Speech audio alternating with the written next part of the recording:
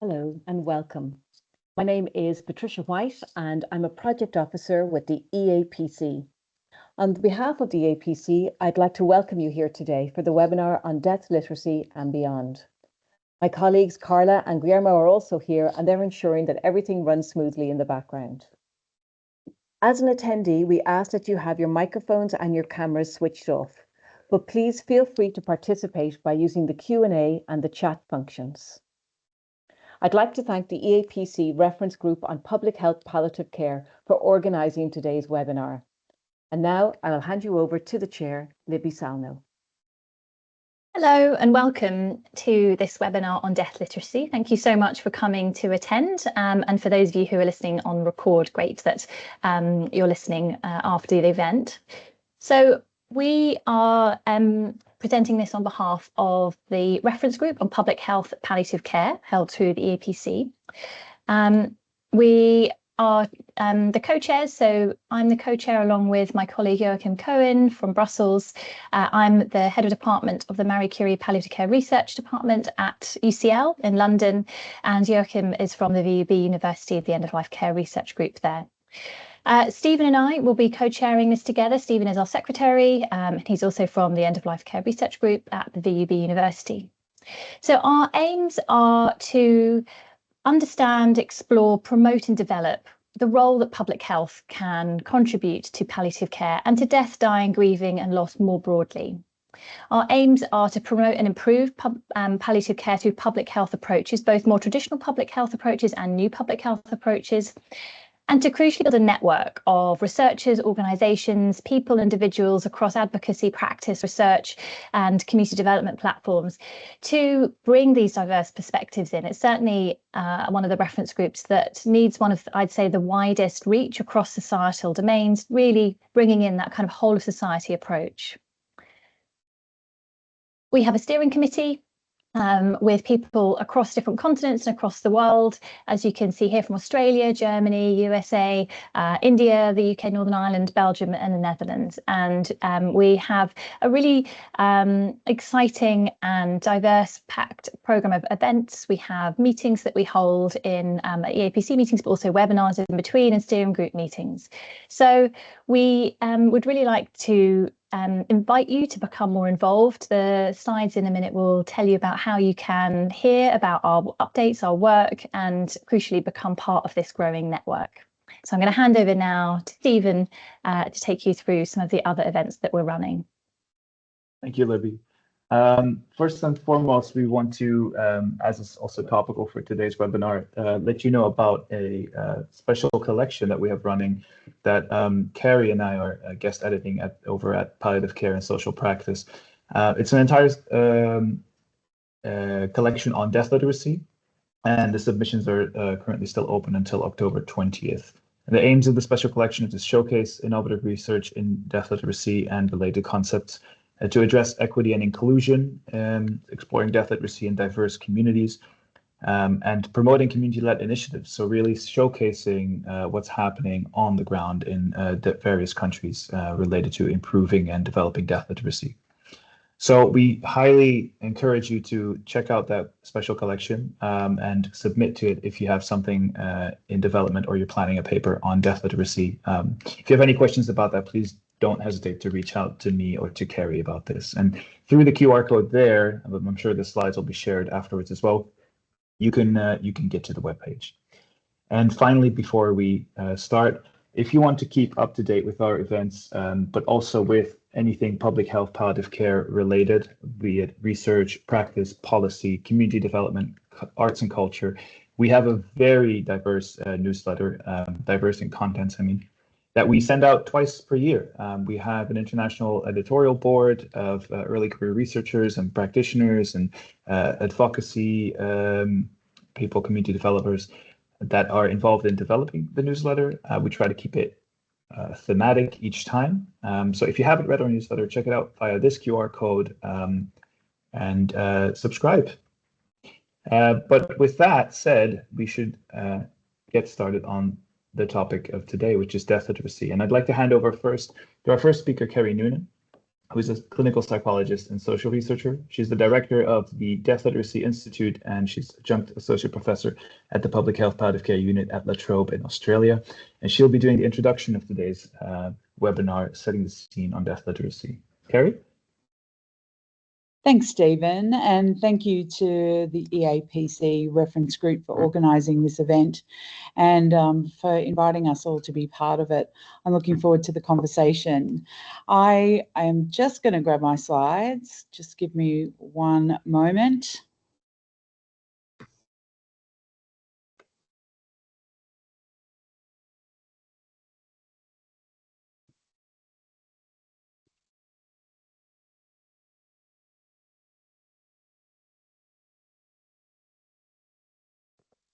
They should be coming up now. Let me know if you can't see them.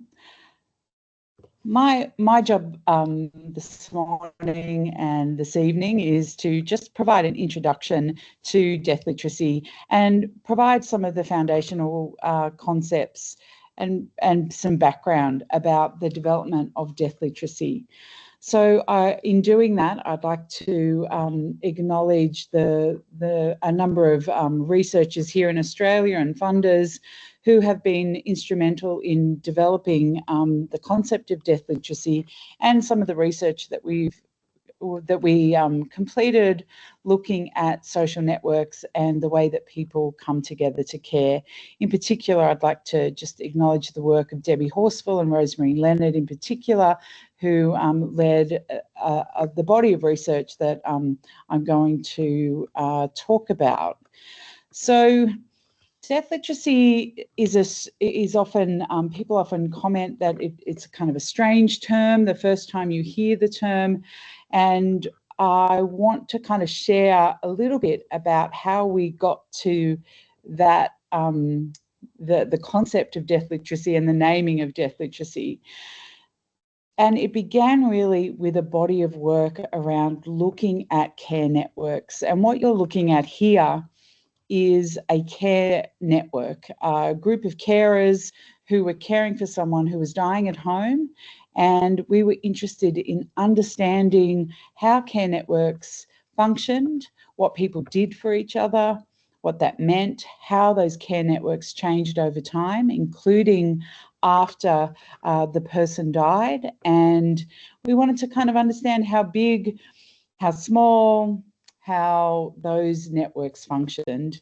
We also wanted to kind of understand more about service providers and the work that service providers did within those informal care networks. So these are all mostly family and friends, and you can see in this network there is also some health professionals on that network as well. So we did social network analysis as well as photo voice and some other methodologies to kind of bring together the kind of full picture, both qualitatively and quantitatively, around these social networks. What we found was that within the networks, there was usually one or two people who'd had previous experience around caring. And that knowledge, and we found that that knowledge and the skills that people brought to those networks it just kept coming through the data, through the stories, and people kept sharing stories of kind of learning from each other, including not only the people who were close to the person who was dying or in the center of that network that you can see there, but also the people on the edges of the network, the people who were maybe, you might say, had a periphery role to caring. And we found that much of this network, this caring network, was indeed hidden from our formal health service providers. They often, as you can see in this network, had connection with one or two people within the network, but didn't necessarily know how big or how supportive or how much care was happening within this broader network. So networks, of course, are all different shapes and sizes, and this is a biggish one here. But I guess we kept hearing stories of support and care. Out of that, we started to kind of think about one of our themes was around transformational learning, and we ended up calling that death literacy. And we'd looked at the time closely at health literacy, and we looked at some of the other literacies that were around, and we found that, and we felt that it was best to try and define what we were seeing in the data, what we were hearing in the stories of people who were caring. So we defined death literacy at the time as a set of knowledge and skills that make it possible to gain access to, understand and act upon end of life and death care options. So that one's important because we were seeing a continuum of care, not only in preparing for dying but also caring for people after death, because many of the people that we spoke to were caring in a home environment where death at home happened and death care then happened in the home. But for some people, this also happened in institutions. We then also, because the context of our research was social networks and care networks, we noted that people and communities with high levels of death literacy seem to have context-specific knowledge about the death system and about the ability, and had an ability to put that knowledge into practice. So we look at, and I now use the acronym SEEK to kind of represent this, so SEAK, but death literacy tends to have 4 components: skills, experience, which is about kind of thinking about or having wisdom from the learning. That includes kind of not being able to normalise death and dying. Taking action, so being able to access community care and support within your community, knowing what's around you and accessing that. And knowledge, which is factual knowledge about important things that you need to know about dying and death care that will help you to activate your choices and options in your area. I just want to touch on the death system, knowing that our next speakers, Michelle and Astrid, will also touch on the death system. I would encourage you to go and read about Kastenbaum's work if this is something that is interesting to you. But we found that the death system was an important concept for death literacy because it broadened our thinking to beyond palliative care and beyond the health system, and provided a kind of broader set of thinking and levers and understandings about the way that death and dying kind of functions in our society and within our care networks. So just to kind of sum up, we found that experiences matter, and there were particular experiences, and we're still learning about this. It's a very new field, which is why tonight is so exciting.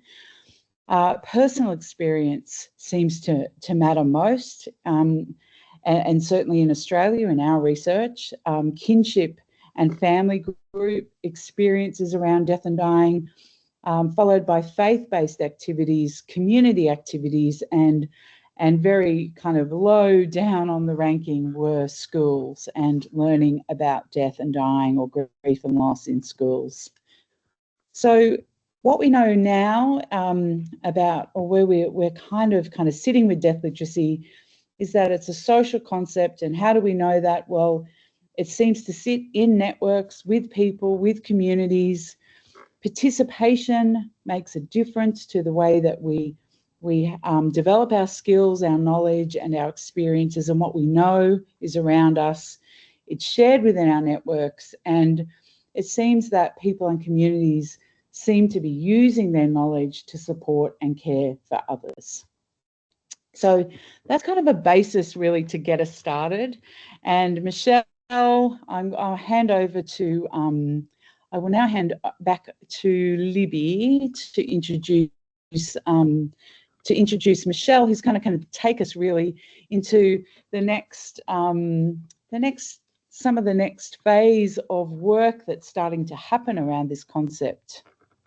Thanks, Libby. Great, thanks so much, Kerrie. Really set the scene and made sure that we all really get a kind of firm grounding in what this relatively new concept of death literacy means.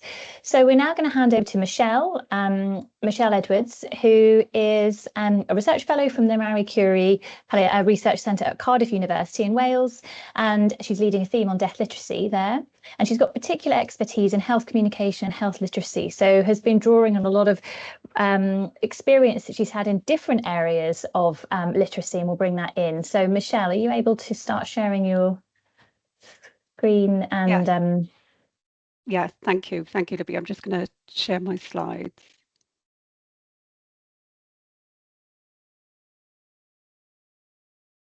While Michelle's doing that, it's great to see everyone introducing themselves in the chat, and just the huge global reach that we've got currently with people tuned into this, which is really great, and lots of really different interests as to why people are interested in death literacy, what relevance it might play across their different roles. So do keep putting your thoughts, your kind of introductions, and connecting with other people across here. It's really great, and it's what the whole point of these webinars is. So thanks for being so interactive already.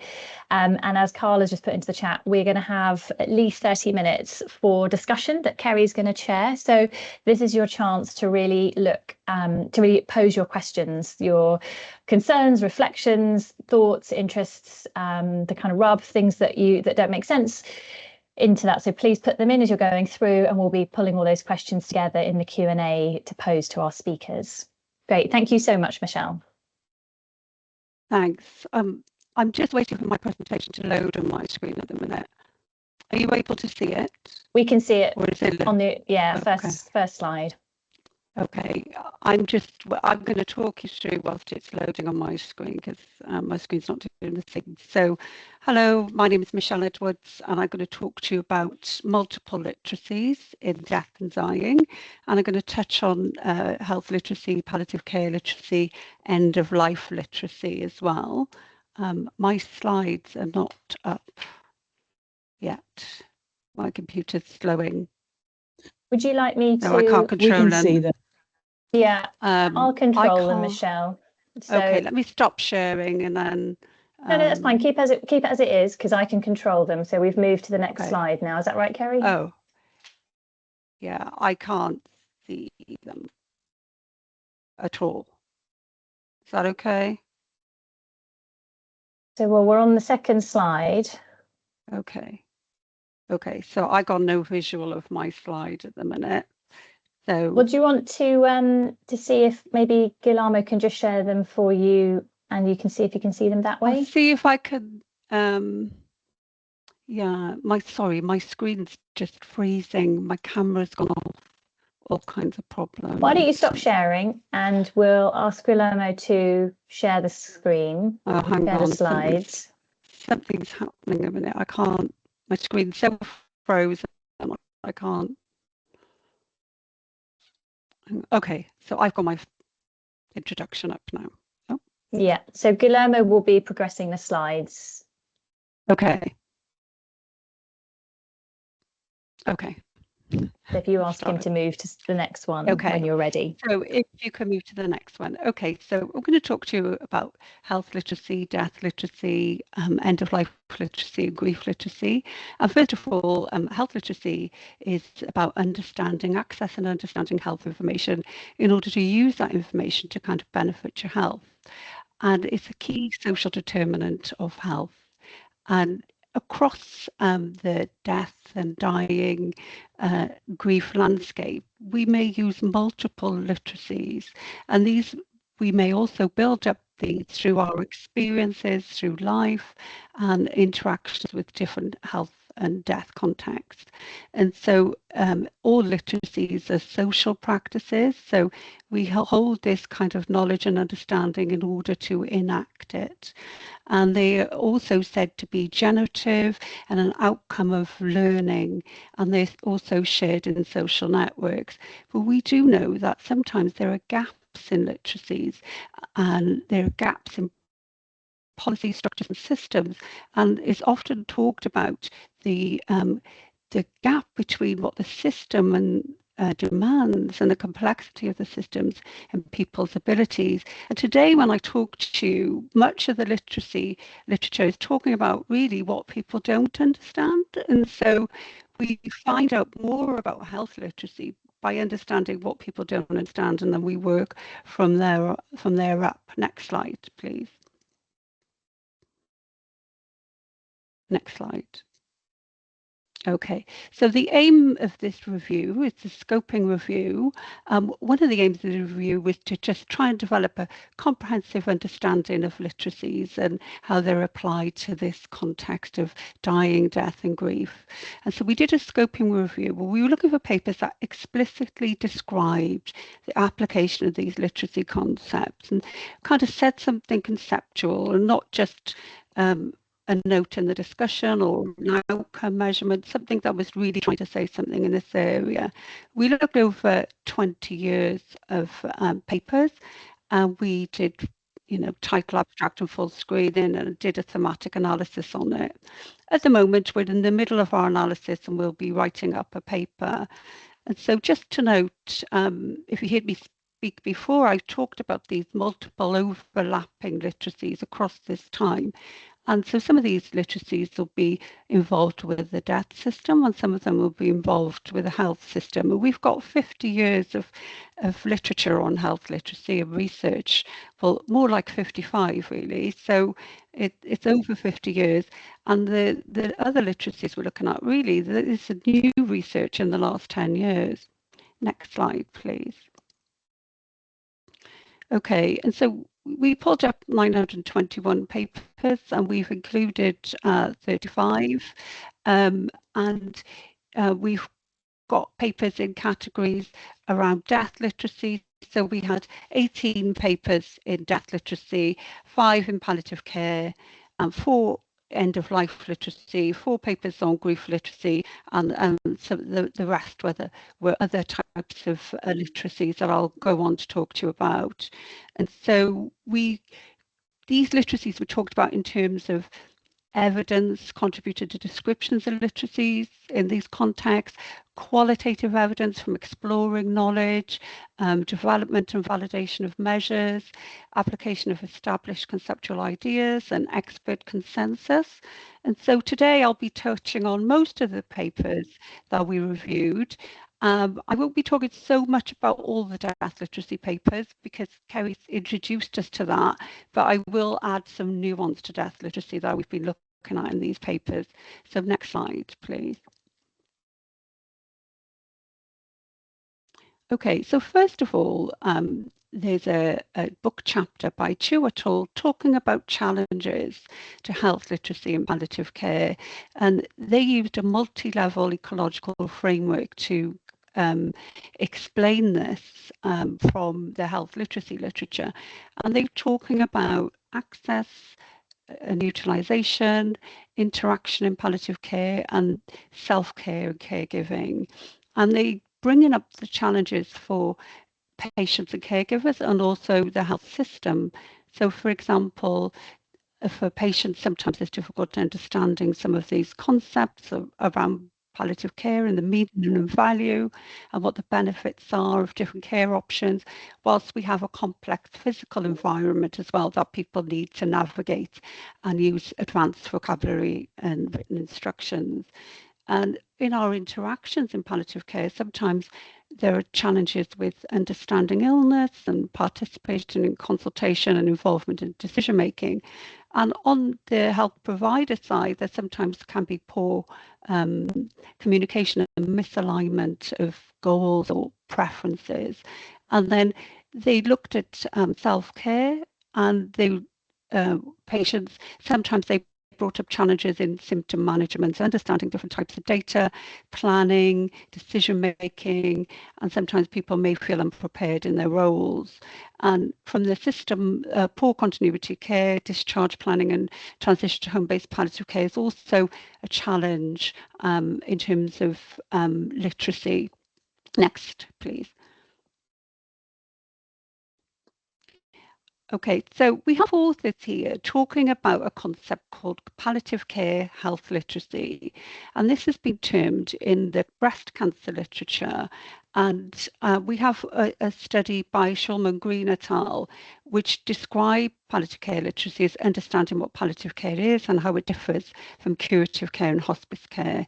And in their study, they used quite a knowledge-based measure of palliative care literacy to see if their educational intervention was successful in educating people about palliative care and improving palliative care literacy, which they found it was successful. However, it didn't change actions. And so I would suggest quite knowledge-based measures are not really capturing what people do, and we need to sort of design our interventions and our measures around capturing people's actions as well. And so another paper there by Engelgard et al. Have looked at palliative care health literacy. And they're looking at the awareness of palliative care, understanding what it is, understanding eligibility and how and when to make referrals. And in their study, they had patients and health professionals. And what they found was that palliative care health literacy was a bit of a problem in health professionals and administrators and service managers. And so during their trial, they didn't successfully recruit and transfer people to home-based services because there was a lack of understanding in the system of what palliative care health literacy was. And another paper, there's just one paper really that's bringing up some contextual and disease-specific literacies, and this was around understanding the needs of people with dementia and their palliative care needs. And this paper was around informal and formal caregivers. I just move to the next slide, please. Okay, and so Lardin et al. And Mayer et al. Have looked at end-of-life health literacy, where they're applying NUTBEAM's categories of health literacy to this end-of-life context, mainly around end-of-life conversations and decision-making and advanced care planning. And they're talking about the functional health literacy, understanding words and numbers. And in this case, it's around end-of-life terminology, interactive health literacy, around communicating and engaging patients and clinicians engaging together in end-of-life discussions and with clinicians, but also in social networks. And the kind of critical health literacy is the identification of values and ability to kind of synthesize information and apply it to end-of-life decision making. And these types of literacies are generative, they build on each other. And so as we become more literate, we can move towards that more critical health literacy. And there is a measure which is developed, which looks at comprehension and vocabulary, looks at understanding, engagement and interaction, and then how to use information aligned with values and preferences. And so here, thinking about NUTBEAM's categories of health literacy is useful because it's more of an action-oriented approach and is aligned with greater empowerment. So it kind of moves on from some of these knowledge-based early ideas of what health literacy is. Next, please.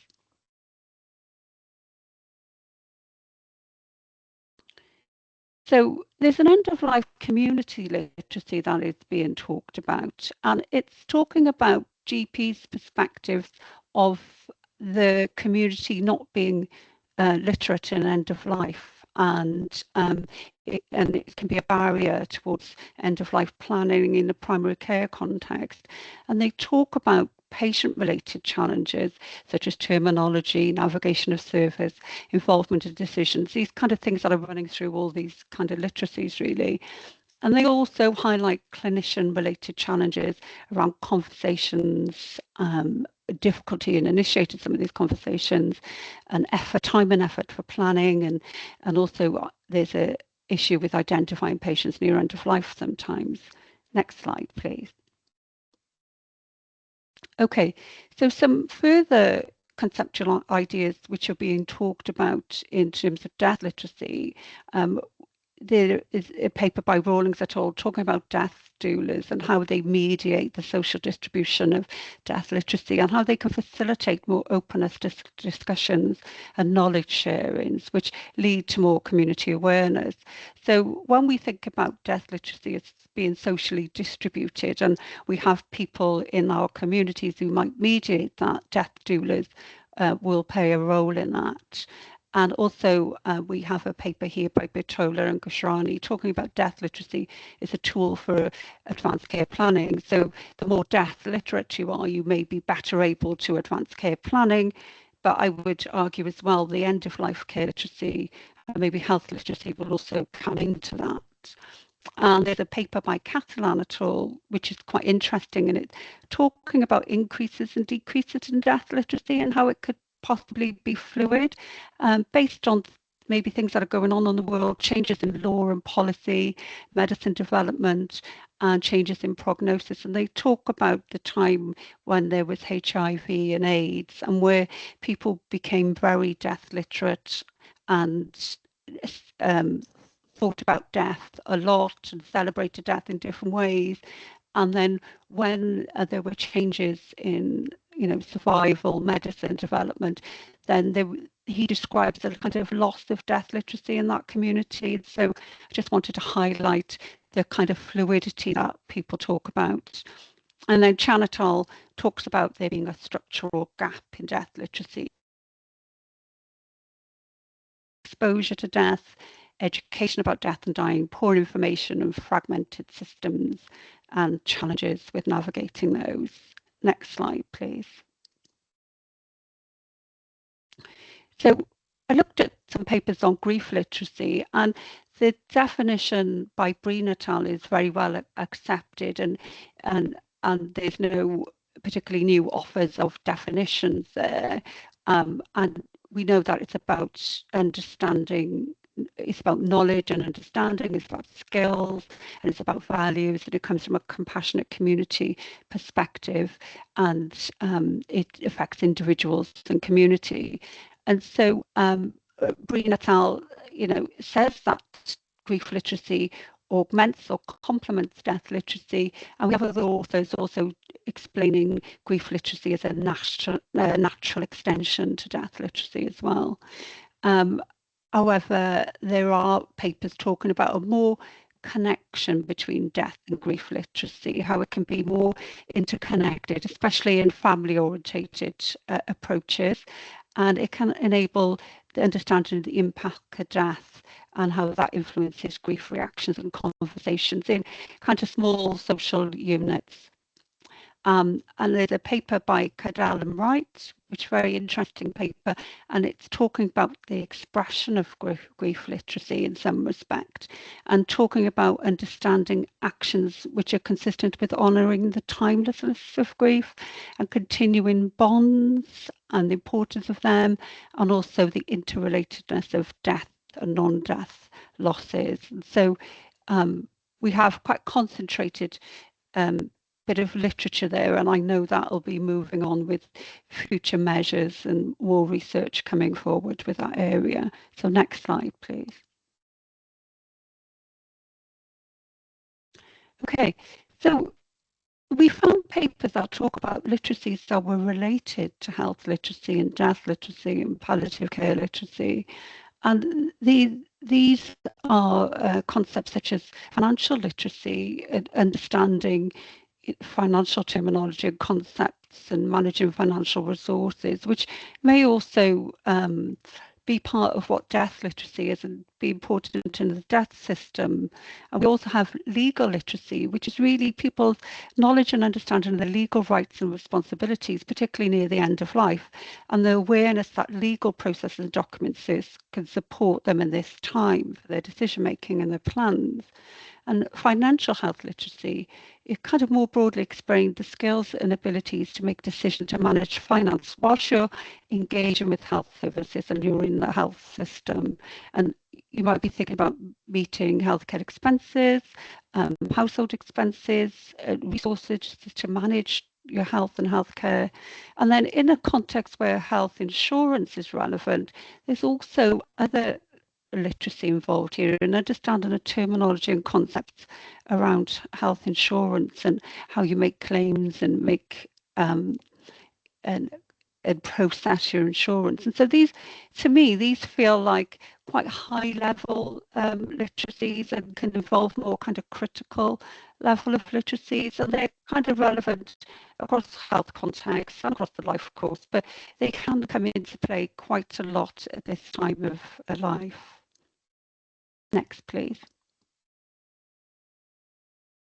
So moving on to there, we related some literacies to the social cultural context, and we found end-of-life care literacy being talked about as infused with faith beliefs, and how educational intervention should account for this, and especially in advanced care planning and end-of-life decision making. So faith beliefs and ethnic communities were really important in considering literacies because they kind of augment them.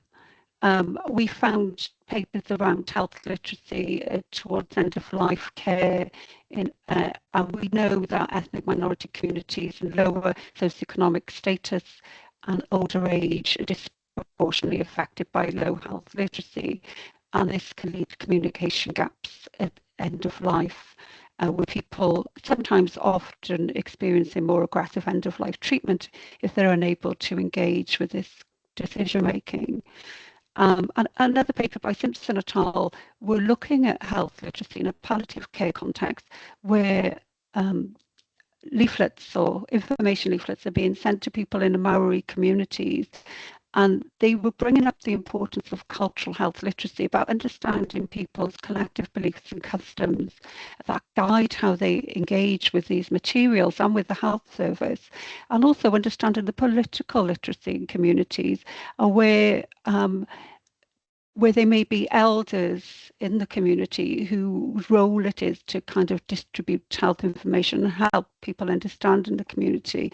And also this technical literacy around communicating specialist language and information. And all these come into play within this study, where we really have to think about how we're communicating with communities and who we're engaging with to help us facilitate that. Next slide, please. Okay, and there was some kind of philosophical or culturally situated approaches based on people's kind of lived experience and their knowledge of death and dying.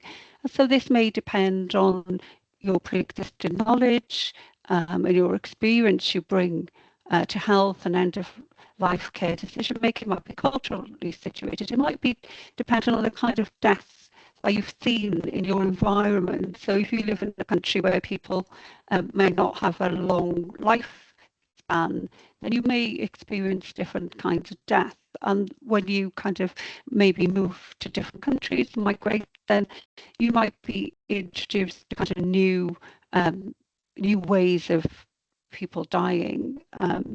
And so really this is about understanding the context and process of dying and what the symptoms are and psychological changes at this time of life.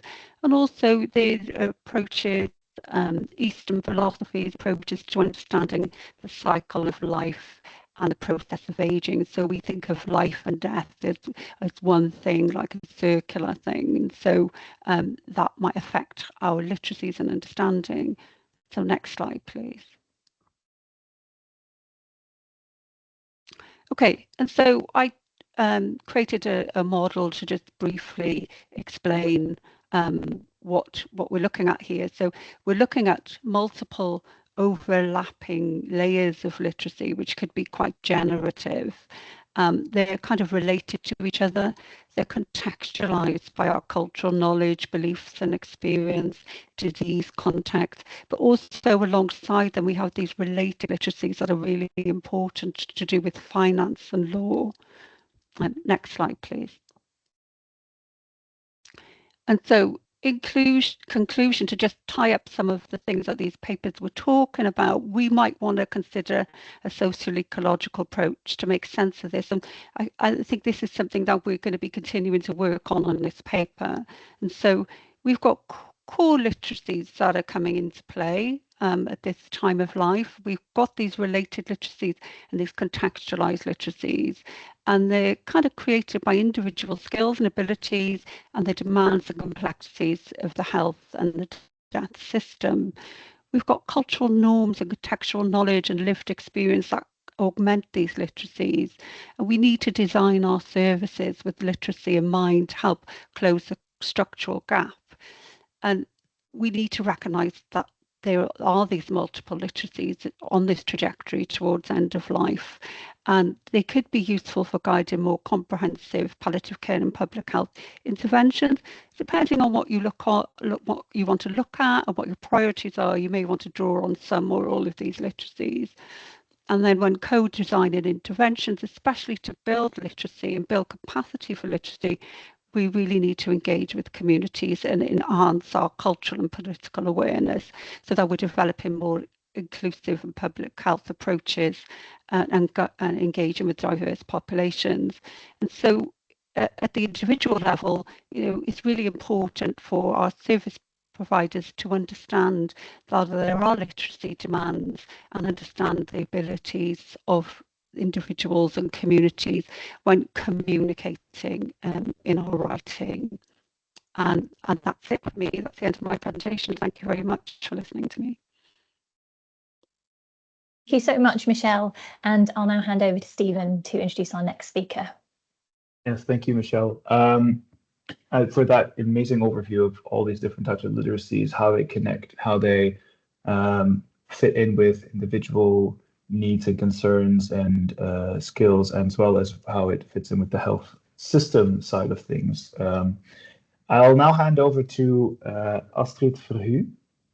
Astrid is a Belgian PhD student from the Vrije Universiteit Brussel at the End of Life Care Research Group and the Compassion Community Center of Expertise, who's working on death literacy as her PhD topic, specifically looking into the causality, the causal mechanisms underlying it. How does it work? How do we become death literate? So with that, I'll hand over to you, Astrid. Hi, my name is Astrid, and I will be talking to you about how people can become death literate. So before we started our research, what we knew is exactly what Kerrie explained at the beginning of this webinar, that lived experience leads to death literacy.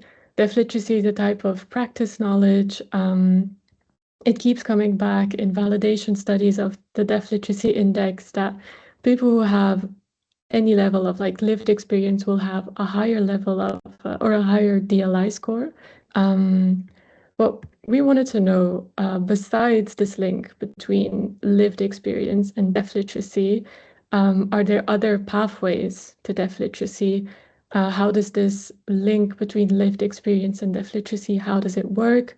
Are there variables that influence this lived experience, and also are there outcomes to death literacy? We won't look at the outcomes today. I'll just focus on the left side, so the predictors and the pathways to death literacy. So our idea to tackle this question was to build a causal model.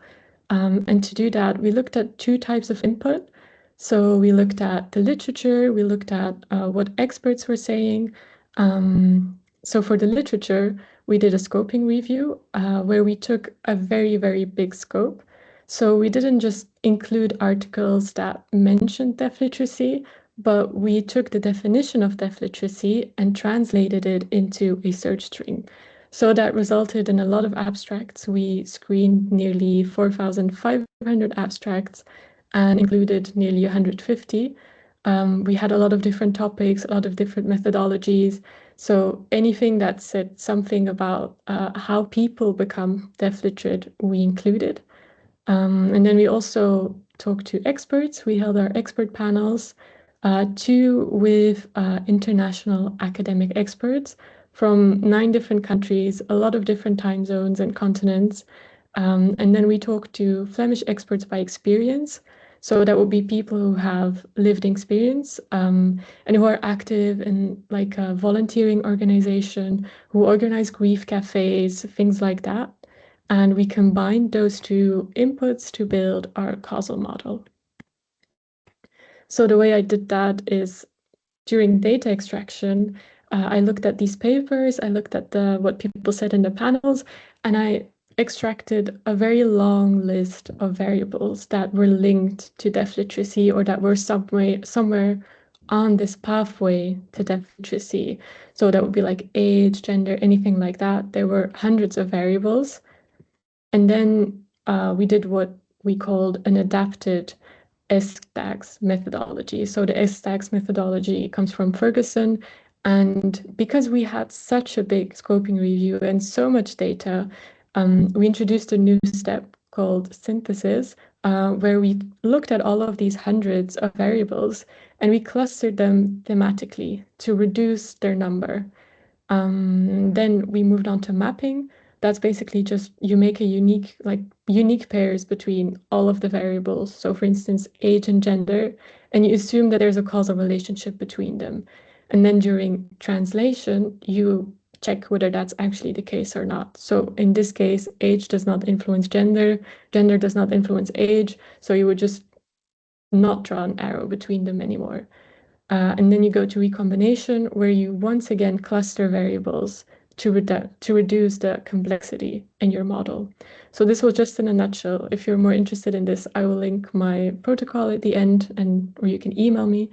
But when we tried this, our first attempt resulted in this nightmarish model where you have way too many arrows. We still had way too many variables. Obviously, you can't use this model. And this is not where we stopped our work. We moved on to a conceptual model.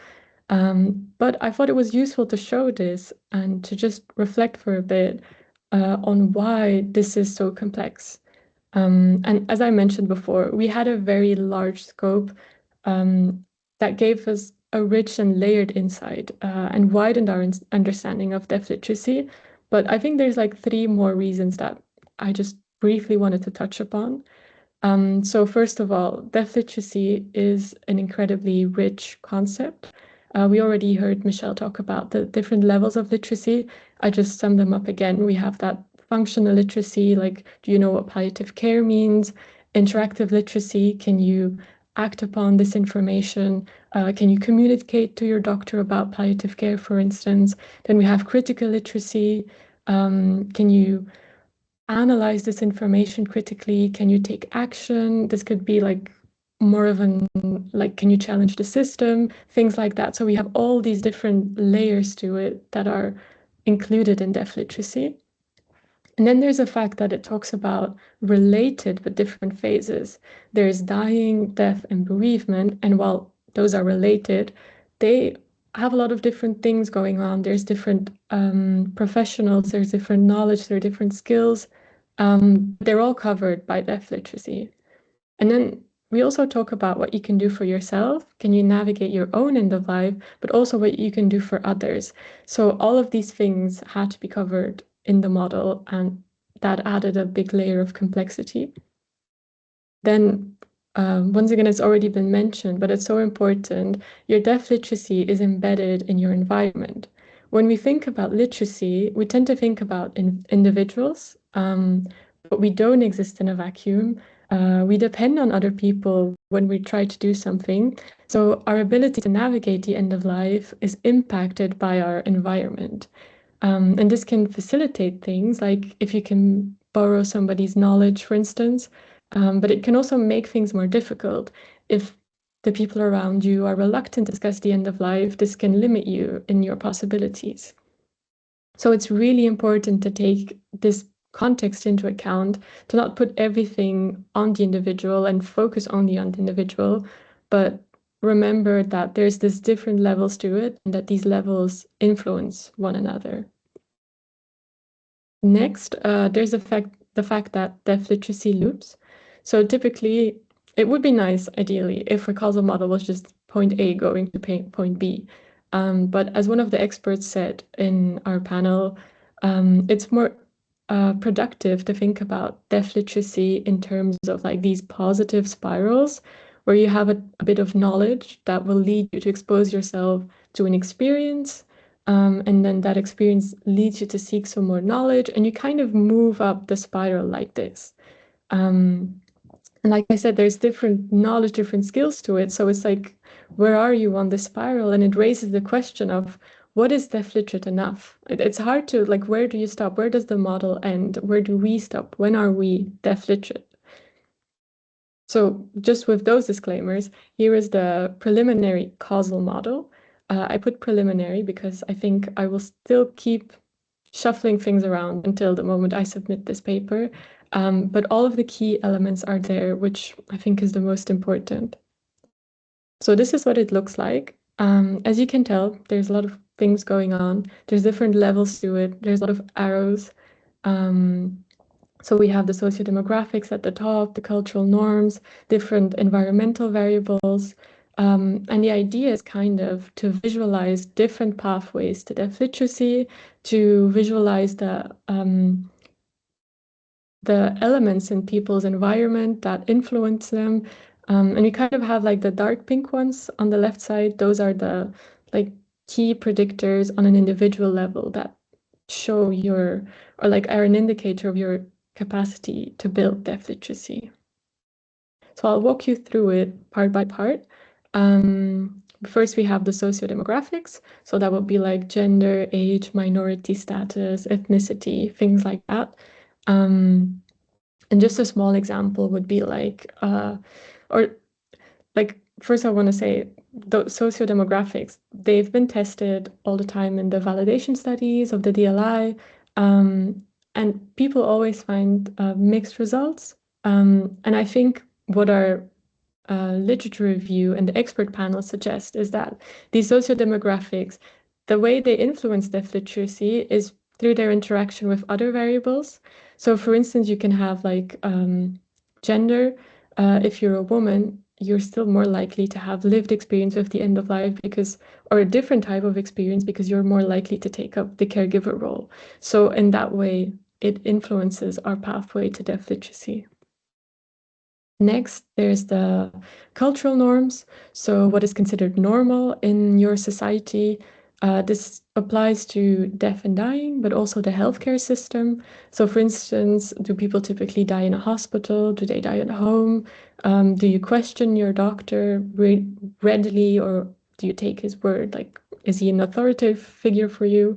So those things, there's no right or wrong really, but it's like these will impact how you move to deaf literacy and what this will look like for you. Then I would like to zoom in on the variables at the bottom. So those are kind of like your environmental factors. And I just put like an example question for every one of them. So first we have the external resources. So for instance, is there formal support available? This will influence your experience with the end of life, how the journey goes for you. This could also be like support groups. Is there information available? Then we have policy. For instance, are you able to take bereavement leave or caregiving leave? That will influence as well whether you're able to provide informal care or to what extent. Then there's the political context. Is bereavement on the political agenda? That will influence things like funding for organizations. Then there's institutional culture.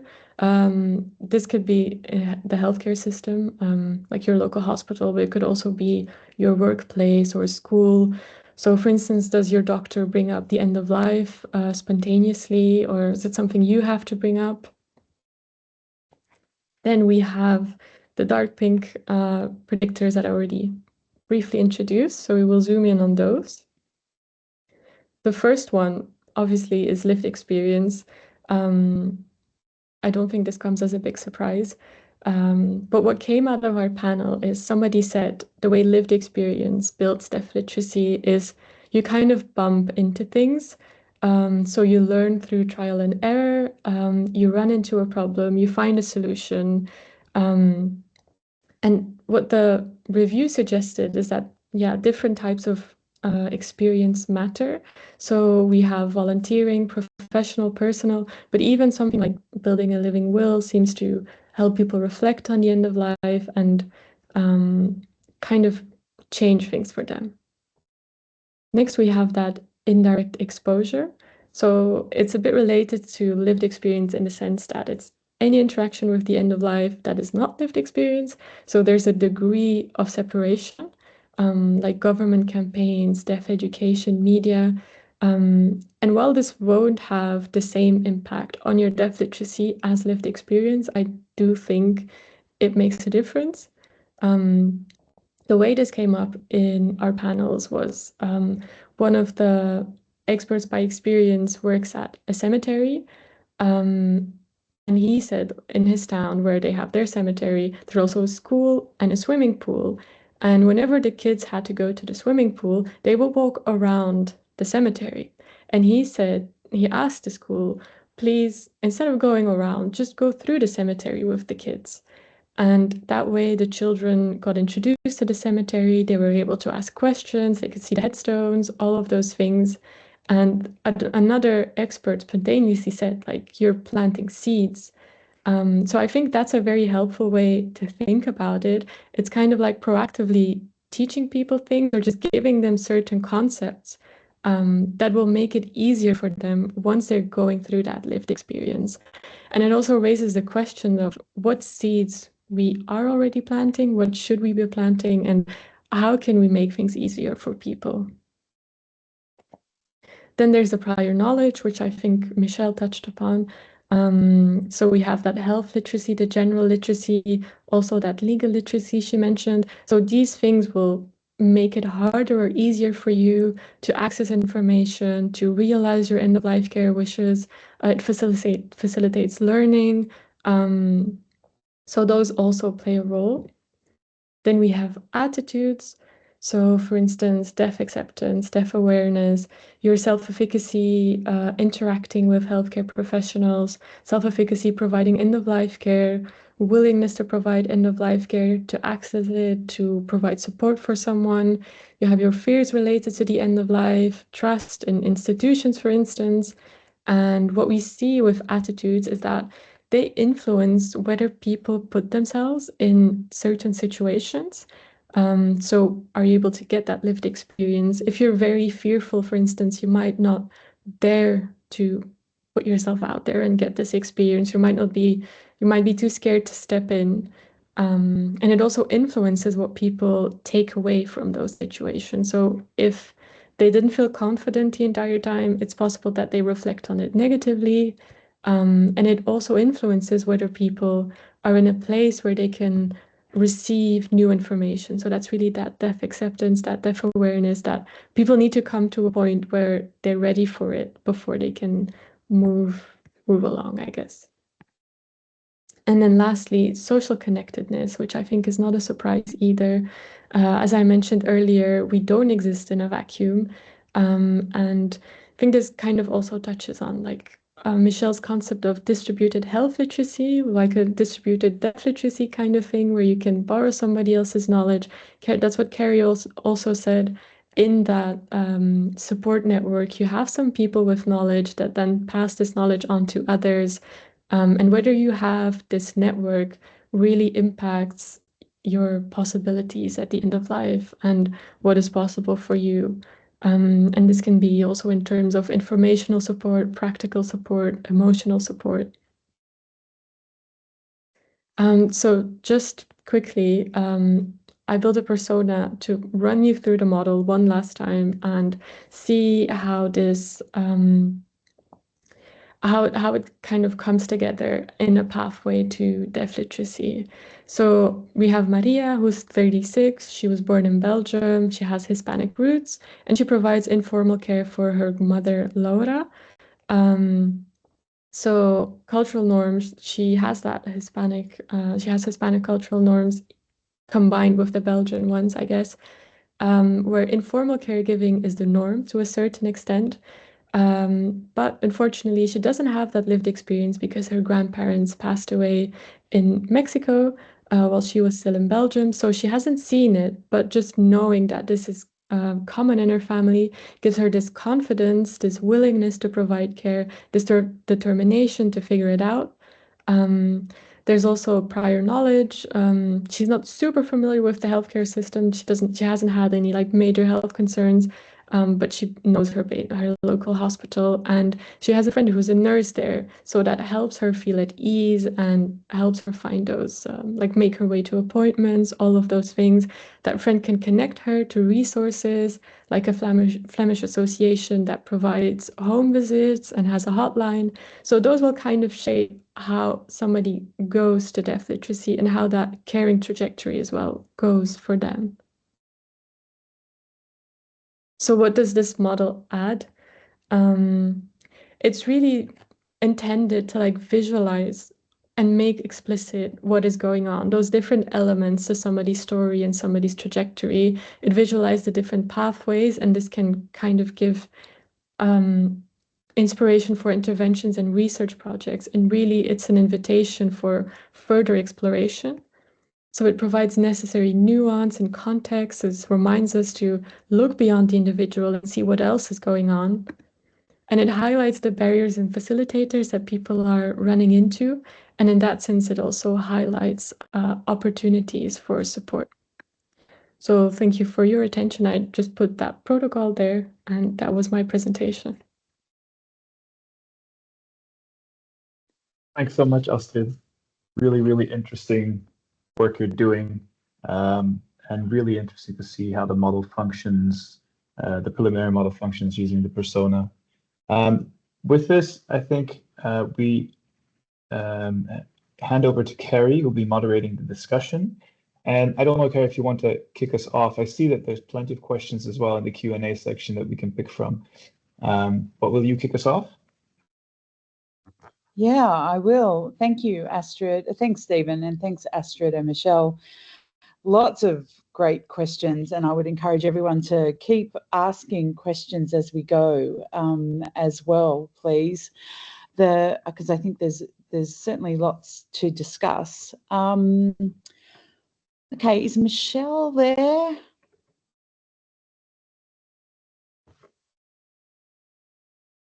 Just checking that we've still got Michelle. Well, Astrid, yeah. I'd like to. Well, I'll start with you. Oh, Michelle, great. Hello. Yeah. I had a. So we've got a few questions, but I thought I'd start with one as well.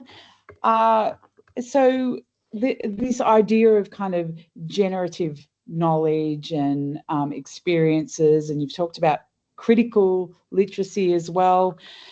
There's a lot of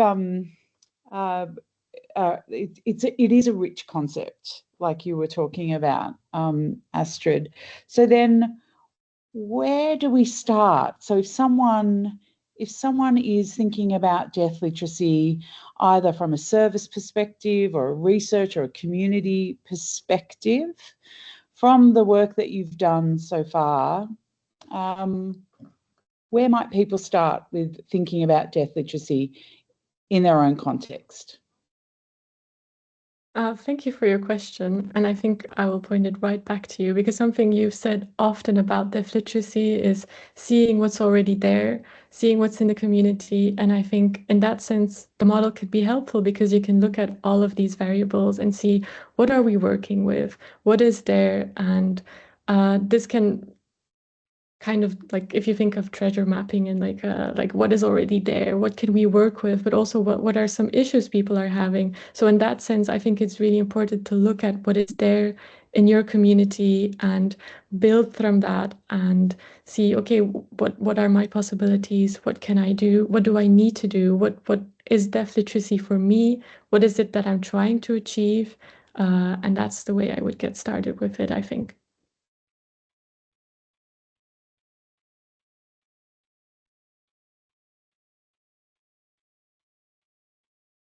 Kerrie has gone on to mute. Do you want me to comment on that as well, Libby? Yeah, Michelle, do. Yeah. If I were thinking about where does this start? Oh, we can't quite hear you, Michelle. Maybe just. Can you hear me now? I've got headphones on. Yeah, there we are. That's a bit clearer. Can you hear me? Okay. So if I was to be thinking as kind of deaf literacy, yeah, can you hear me? Come a bit closer. Yes, a bit closer. Yeah. I'm not sure if my earphones are working. Okay. So if I was thinking about death literacy, maybe if I'm thinking about multiple literacies, maybe there would be, even as we come into this palliative care context, as we come into terminal disease, we're starting to learn about end-of-life care, palliative care, terminal illness. And I guess along that pathway, you'll be gathering up some learning about. I think it's a good idea. Just introduce, Michelle, it's really hard to hear you. I wonder if you turn off your camera, just because it's a good suggestion to try and hear you more clearly. It might be a connection problem or a wire problem with your headset, Michelle. Okay. It's hard to tell. Okay. Let me turn off the camera. Can you hear me better now? No. Not really. No. We might come back to you, Michelle. Let's see if we can come back to you once things are a bit clearer. Yeah. So whilst we're waiting for Kerrie to come back. Hi, I'm here, Libby. Kerrie, great. It was like the perfect timing. I just got kicked out of the meeting. Michelle, I do wonder if we could get you to type some responses and as well while we're getting you on. I don't know if I missed anything or if we went straight to Michelle, but I think the question that Stephen has there, can someone be too death literate, is a really interesting one, and I wonder if you both might look at that, and I'll go to the other questions that we have. Can someone be too death literate? Is there a point where your death literacy can have negative returns? So does Michelle want to give it a try with her headphones, or? Can you hear me now? No. Okay, I'll start then maybe and see if we can solve the issue. But I think something we've heard in terms of becoming too death literate is people who know very well how the healthcare system works, how the death care system works, who can score high on the DLI in terms of all this factual knowledge, these practical skills, and who think that because of that they no longer need to ask for help. They're that person who already knows how to do everything, so they kind of feel like they have to do it by themselves. But I think in terms of that, another important part of death literacy is also learning to rely on your community.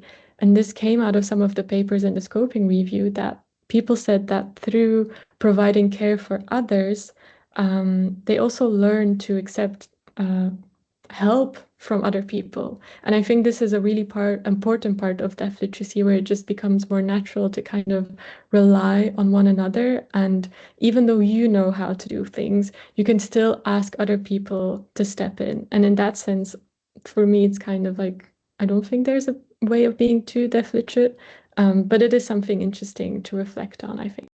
I think it is too, and I think that one of the questions I often ask health services is, if you're inviting the community to improve their death literacy, then the health service needs to be ready for that. And how is the health service also preparing? Because those active death literacy or death literate people will come into your service asking for things, or asking for the options that they know are available to them.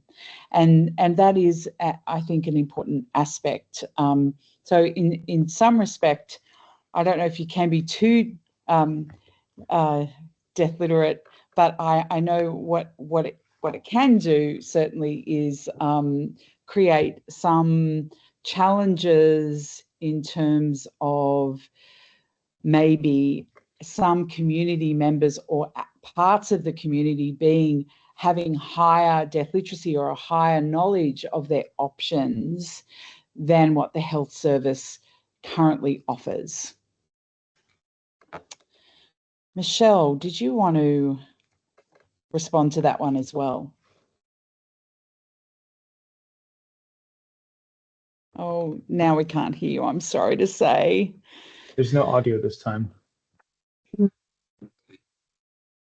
So there are some questions about the term literacy, and so Marion has asked a question about that, and there've been some other questions as well around, are there limitations or unintended consequences about using the term literacy? And certainly in the early days of deaf literacy, we found that to be challenging, and I wonder if Astrid, you wanted to reflect on that, Michelle as well.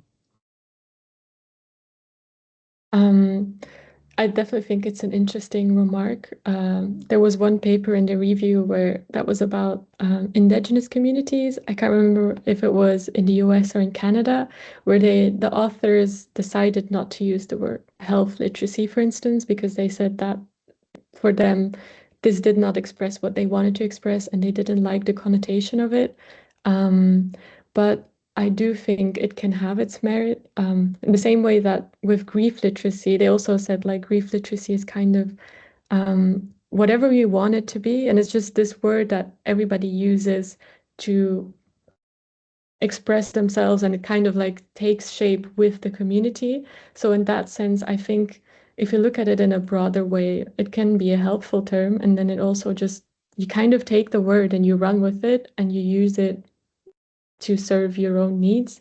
So I understand the critical remark when it comes to it, but I think that literacy, especially building on that health literacy, building on everything else, it's still an interesting word to use. Yeah, thank you. Michelle, especially with your work across the spectrum of literacies, what are your thoughts? Can you hear me? Yes. Yeah. Oh, sorry, I'm really sorry. I think I've got a network problem here. Yeah, I mean, literacy is a really useful word to, understand, to encapsulate people's understanding, their knowledge, and how they act on that. On a more practical terms, sometimes when I'm doing qualitative research with people, I may not talk about literacy to people, so I may change my language and how I'm talking about literacy, but I think it is a useful term to encapsulate, how we enact our knowledge and understanding. Great. So I think following on from this question, there's a question here from Valerie that says, how does deaf literacy around accessing resources / knowledge within systems relate to cultural deaf literacy that might exist outside of formal systems? Michelle, do you want to start on that one? Yeah. So can you just say that out again to me so I can just digest it a little bit more? So it's in the Q&A as well, but how does deaf literacy around accessing resources and knowledge within systems relate to cultural deaf literacy that might exist outside the formal system? So the way that I read that question is like, there are many cultural groups in Australia who have really high deaf literacy and have practices and are doing deaf and dying really well. And so there are kind of pockets of deaf literacy and cultural practices that enable that. So I guess, it's asking about how do we access that? And I mean, in some ways, how do we also harness is too strong a word, but like harness and support that? Yeah. Okay, so I think, we're talking about services and systems, being flexible and understanding people's abilities in the community and how to work and communicate with them. And then we can, learn from that and share that knowledge and how it's translating to other places. And so I definitely think it's like matching up and aligning our services and systems to people's cultural knowledge and understanding. Yeah, great. Astrid, did you want to, does that flag anything that has come up in the work that you've been doing as well? Yeah, I very much agree with Michelle that it's about the services being adapted and being flexible, because I think there's many different ways of doing deaf literacy, and I think that cultural deaf literacy kind of echoes that.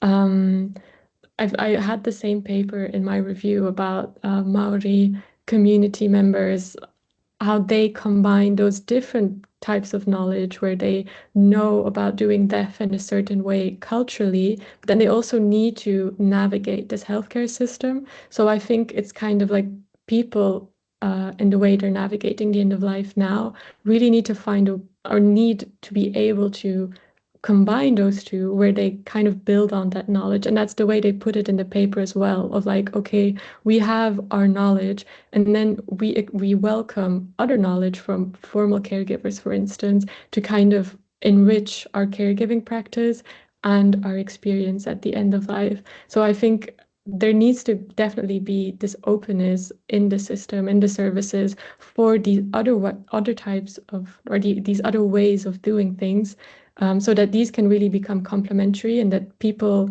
can do what they want to do within the system that surrounds them, I guess.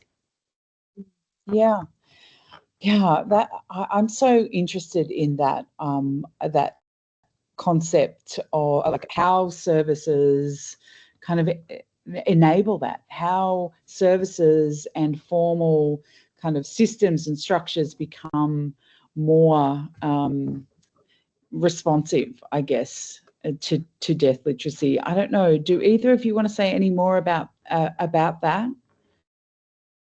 How we might do that? I think that one paper really illustrated it really well, and it's kind of working with communities and working with community leaders and understanding what the social cultural environment's like, and the kind of political environment as well, and really understanding how communities work. And so it's just this kind of partnership between services and communities, which I guess exists, but maybe in certain situations it could be improved. Yeah, great. If I may add, this really came up in the scoping review a lot, where people are asking for healthcare professionals to be culturally competent.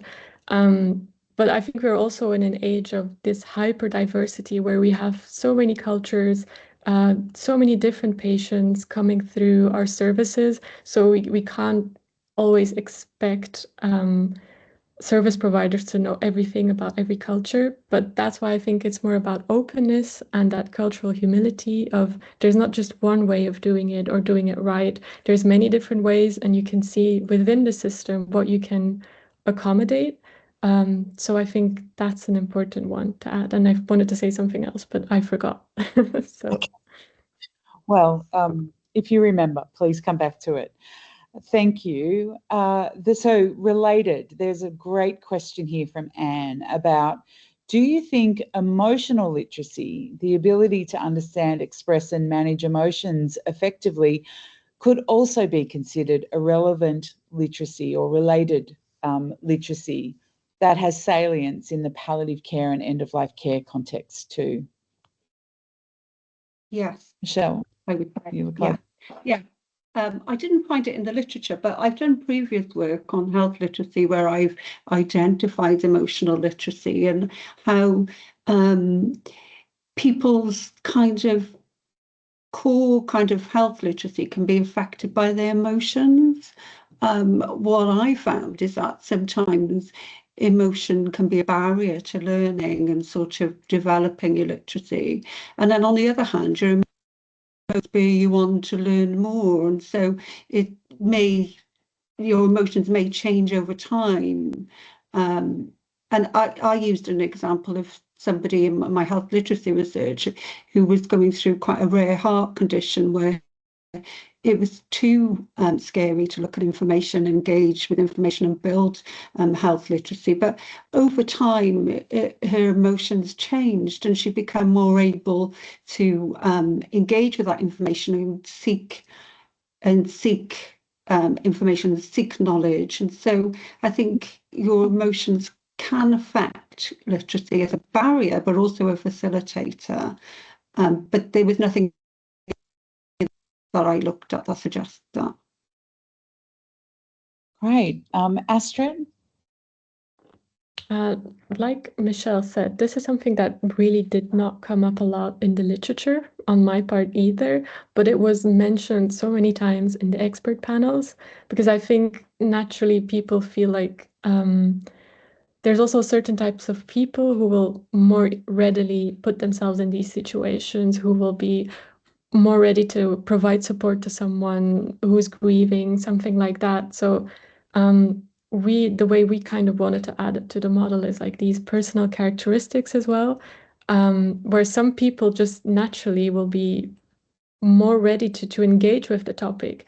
One of the experts that I talked to also said that while they talk about death at home, they talk about what everybody wants at the end of life, some people just get up and leave the room. They don't want to interact with the topic.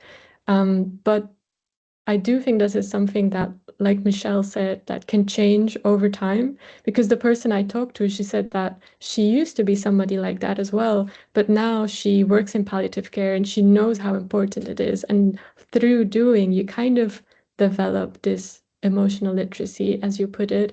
So I think this is something that we can kind of work towards. And I think that this indirect exposure as well is something that can really help there to get people to a point where they are ready to engage with these things. They are ready to manage their emotions when it comes to the end of life. I think that finding around indirect or incidental kind of learning, that indirect learning piece is really important, Astrid, and it'll be really interesting to see. I think because that provides actually some framework for other programs like compassionate communities or other public health palliative care programs that might be working in the system. To consider, because we often think about the direct education and the work that we do to people, and I think that can be one of the barriers in death literacy. People equate it, and there's a question there about this too, kind of equate literacy with educating people or with people being able to read and write about death and dying concepts. But hopefully what we've done is, for everyone here, is really expanded people's thinking into this kind of rich and complex picture that is some of the end of life and death and grief literacies. I wonder, Stephen and Libby, you've been looking at the questions. I want to give you a moment to see if there's anything there that that might be standing out for you as we've been talking as well. Is there anything standing out that we haven't asked yet? There is one from Mark that I've got my eye on. But well, I was going to go to Yong's one around AI and, you know, where do people get their literacy from? And I think a lot of the research that you've been doing, Kerrie, and that's come up in Michelle and Astrid's scoping reviews is that you build death literacy from experiential things, from networks, friends, social connection, you share that. But I wonder if people are going to begin using AI to find that knowledge and the basis of that knowledge. And actually, you know, that's not going to be rooted in context. That's going to be kind of drawn from the web, and how that influences how and where, why people might get death literacy. I'll ask that to you, Kerrie. To me? Yes. Well, I mean, I think people, particularly in caring environments, people are trying to get knowledge and information and skills from wherever they can get it. And we're finding, I think, even like in grief support and other kinds of support, and I'm not saying that these are necessarily always positive, but certainly AI is being used more and more for support and information. And I think it's going to grow for sure in this space, definitely. Yeah. Do you think AI may be a threat as well, given that we know how much, I think the technical term is slop, it churns out with unreliable information, just generally biased responses in some cases? Is the impact on death literacy as an opportunity for another way of learning also not double-sided in that it can be a threat? I think we're yet to find that out. But yeah, I think they're called delusions, aren't they? Which is a nice way to put it in this kind of setting as well, that AI spits out a lot of delusions. Yes. I think we're yet to find. I think if we want to do one more question, I think Mark's question that you brought up would be a good one as well, because I was looking at that one too. I'm trying to find it. There we go. Is there research which has applied these concepts to healthcare professionals? Does anyone, Astrid and Michelle, maybe from your reviews, but if anyone else in the audience today has experience with this, please also chime in. Is there research which has applied these concepts to healthcare professionals? So in our review, we concentrated on the public, and we didn't include papers that necessarily looked at health professionals, but there are papers out there, and some of our papers did. And I think an interesting concept now will be to understand what these literacies are like in health professionals and how they're practicing and how they match with the literacy that the public have, culturally, as well as in general. And so I think that's kind of new area where we can look at death literacy in the system. Yeah, for sure. Astrid? I think for me, in my review, what I saw most of the time is more research into death anxiety in professionals, not so much death literacy.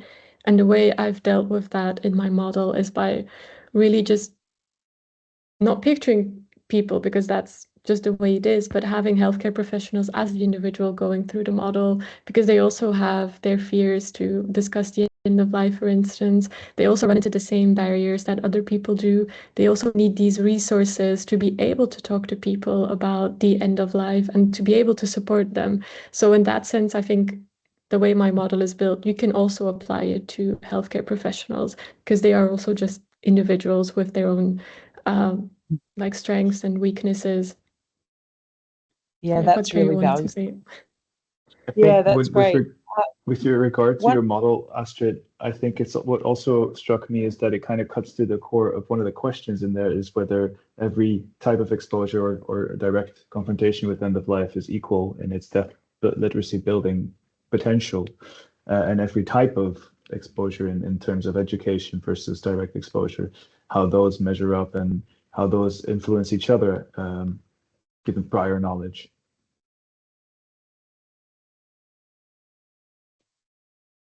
Was that a comment, Stephen, or a question? Yeah. Sorry, I kind of trailed off. Maybe I do that. Okay. No, it was a reflection. Yeah. Okay. Right. One thing that we are doing at La Trobe University is we've led by Sora Lee on our team, who worked on the Death Literacy Index. We have a small research project looking at final year medical, nursing and allied health students, looking at their death literacy and death competency as they head into their careers as professionals.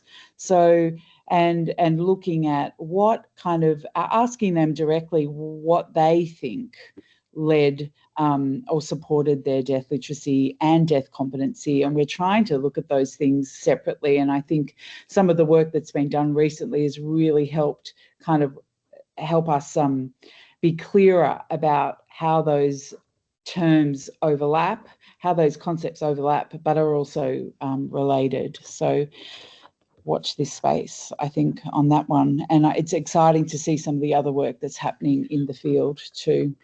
Now, it is 7:29 here, and yes, shall I hand back to you, Libby and Stephen, to wrap us up. Thank you so much, Astrid and Michelle. Thank you. Brilliant. Thank you so much. So with 1 minute left, it has been brilliant to see so many people from across so many different time zones and continents coming and participating so actively in the chat, in the Q&A. It's been really brilliant to see people's interest, why they're here, what reflections, how people are exploring death literacy and the related concepts around the world. So as Carla put in the chat, this webinar will be online and the recording will be able to be watched from our public health reference group. So go back to that link and do please complete that evaluation, because that then allows you to get a certificate, which will be emailed out to you. And do join our network. This is part of a series of webinars that we run throughout the year. We're always interested in new members coming and being part of our group. Sign up to our newsletter so that you can hear about those. And also we're up for ideas. If you've got a great idea for a webinar that has a public health palliative care angle, we'd love to hear from you. So please come and join us either virtually at our next webinar, in person if you can get to Prague, and just email us if not in between. I really want to say a huge thank you to Astrid and Michelle, who are really pushing the bounds of the current academic evidence base on death literacy, and of course to Kerrie, who started us all off on this big journey, really defining a concept with Rosemary and over in Australia. So thank you so much for chairing that so well. So thank you very much, everyone. Thanks, everyone. Thank you. Thank you.